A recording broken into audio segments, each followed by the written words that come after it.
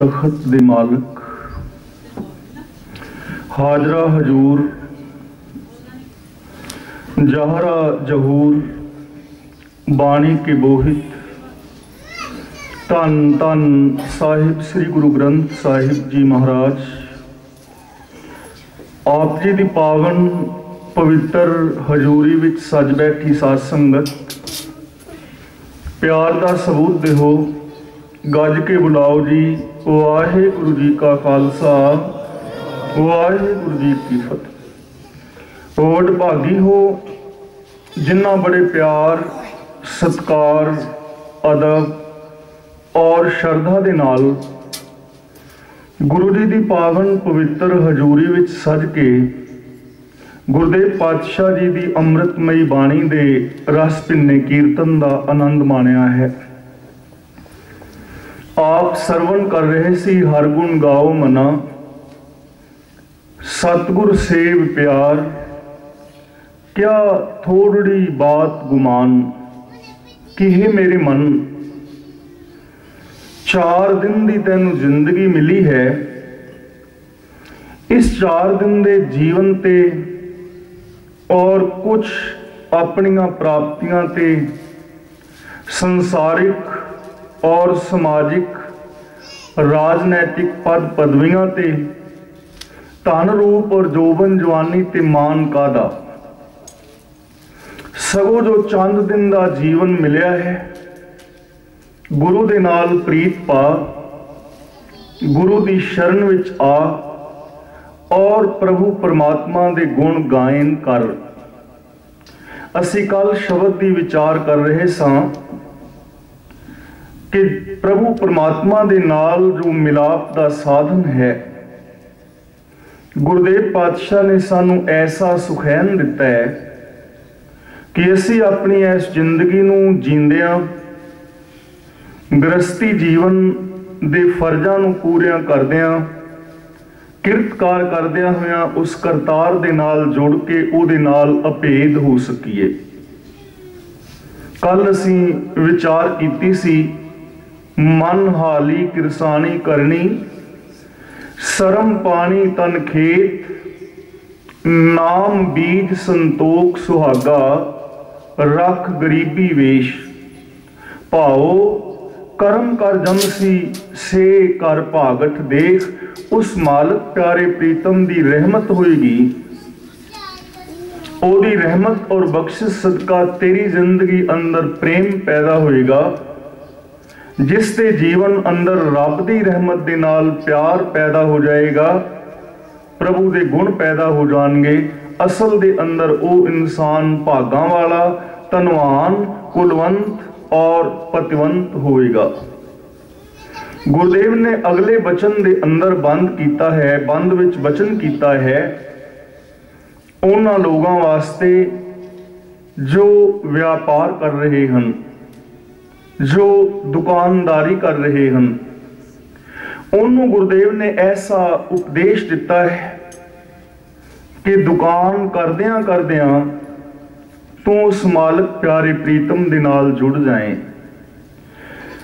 साहिब श्री गुरु नानक पातशाह जी महाराज आप भी मोदी खाने की कार चलाउंदे हन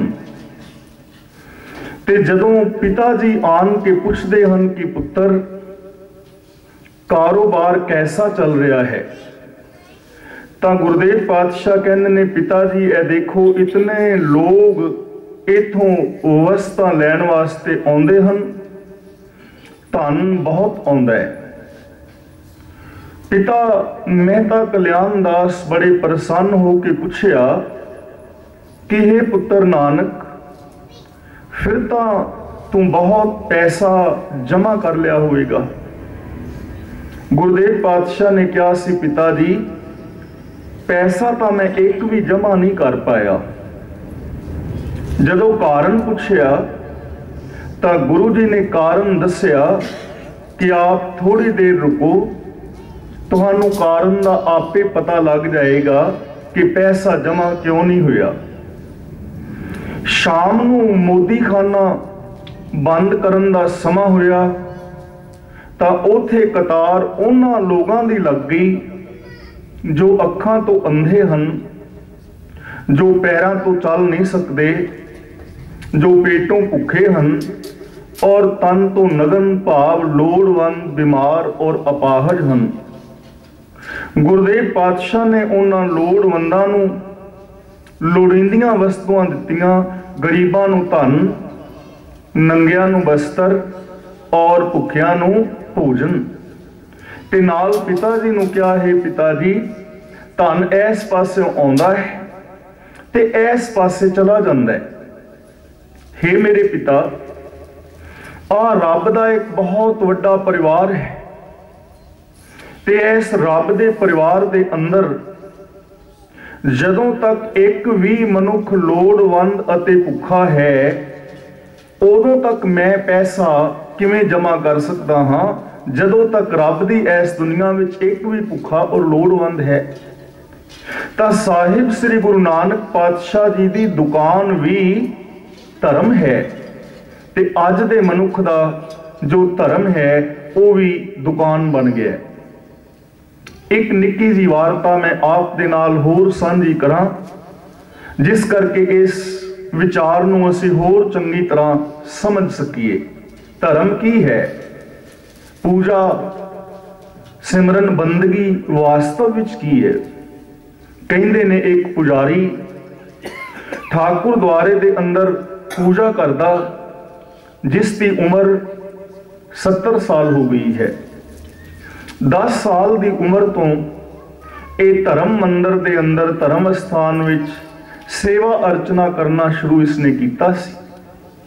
अज ये ठाकुर दे अगे बैठा है, कहंदा है, हे ठाकुर 60 साल बीत गए हन तेरी पूजा करदियां, तैनू भोग लवाउंदियां, तेरी सेवा अर्चना करदियां। इन्हां 60 सालां दे दौरान लोकां वल्लों मैनू मान आदर भी मिलिया है, लोकां ने मैनू धर्मी भी समझिया है, मैनू परम शांत समझण दा भुलेखा खाधा है ते मैं भी लोगों के अंदर भुलेखा पैदा करके रखिया है। पर हे ठाकुर, तैनू भी पता है ते मैनू भी पता है कि मैं अंदरों बिल्कुल अतृप्त, बिल्कुल अशांत और बिल्कुल खाली हाँ। कदे इन्हां दीदियां दे नाल दातिया तेरे दीदार नहीं हुए, कदे इन्हां कन्नां दे नाल तेरे कोई दो बोल नहीं सुने, हिरदे दे अंदर तेरा प्यार पैदा नहीं होया, अंदरों बिल्कुल अशांत हाँ। हुण उम्र दे आखिरी दिन ने ते हे मालिक, मैं चाहता हाँ मैनू दर्शन दे, मेरे नाल कोई प्यार दियां दो गल्लां कर और मेरे हिरदे नू तृप्त अते शांत कर दे। ठाकुर दी आवाज सुनने वास्ते बैठा है, कोई आवाज नहीं आई, कोई आवाज नहीं आई।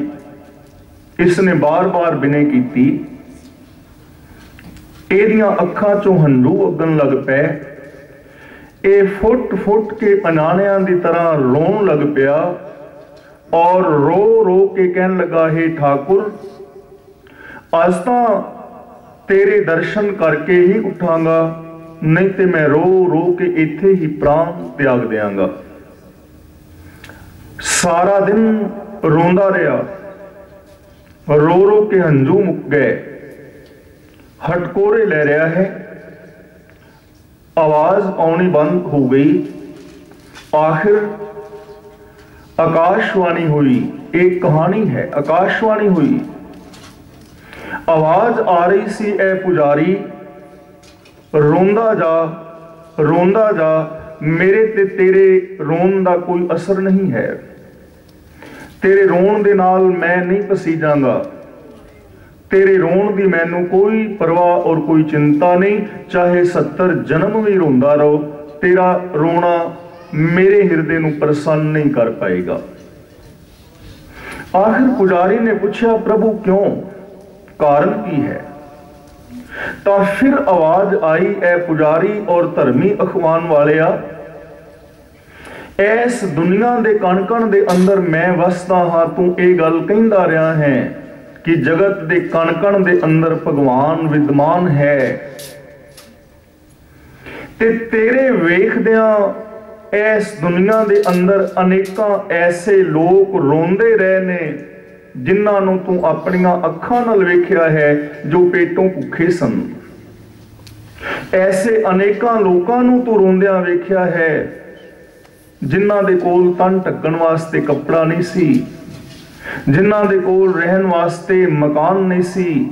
तू अनेकां ऐसे बजुर्गां नूं वेखिया है रोंदियां जिन्हां दे नौजवान बच्चे इस करके मौत दे मुंह विच चले गए कि उन्हां कोल इलाज कराउण वास्ते पैसा नहीं सी। तू अनेकां अबला औरतां नूं रोंदियां वेखिया है, तू कदे उन्हां दी परवाह कीती? तू कदे किसे रोंदे नूं पुराया? कदे किसे भुखे दे मुंह अंदर भोजन दी गराही नहीं पाई? मेरी आ संतान जिदे अंदर मैं खुद वसदा सां, इथे अनंत लोग रोंदे फिरे जिन्हां विच मैं ही रो रहा सां। तू उन्हां मेरे प्यारियां दे रोण दी परवाह नहीं कीती। अज मैनू तेरे रोण दी कोई परवाह नहीं है। तां धर्म की है? इस दुनिया दे अंदर उस प्यारे प्रीतम दे दीदार करके उस खालक दी खलकत दी बिना वितकरे तो सेवा करनी। तां गुरु साहब जी कहंदे ने, ए व्यापारी तू दुकान कर रहा है तां इस दुकान नूं इस ढंग दे नाल चला कि तेरी ये दुकान ही धर्म बन जाए और तेरी ये दुकान ही तैनू प्रभु परमात्मा तक पहुंचा देवे। गुरुदेव कहने लगे, जिवें तू दुकान चलाउना है ते दुकान दे अंदर हर रोज कुछ सौदा विक जांदा है, कुछ सौदा खत्म हुंदा है। वो सौदा लिया के तू होर पाना है और उस सौदे नूं बड़ा संभाल के कतारां दे अंदर रखदा है। तैनू हर चीज दा पता है किस बक्से अंदर केड़े खाने विच केड़ी शै पई हुई है और केड़ी चीज मुक रही है, केड़ी चीज घट रही है। हुण तू ध्यान दे, हान हट कर आरजा। हान दा मतलब हानि, खत्म होना। आरजा दा मतलब उम्र, हट दा मतलब दुकान। तेरी उम्र घट रही है, इस घटती हुई उम्र नूं तू दुकान बना। उम्र किवें घट रही है? हर स्वास दे नाल। जदों इंसान इस दुनिया विच पैदा नहीं सी होया उदों तक इसकी उम्र बिल्कुल पूरी सी।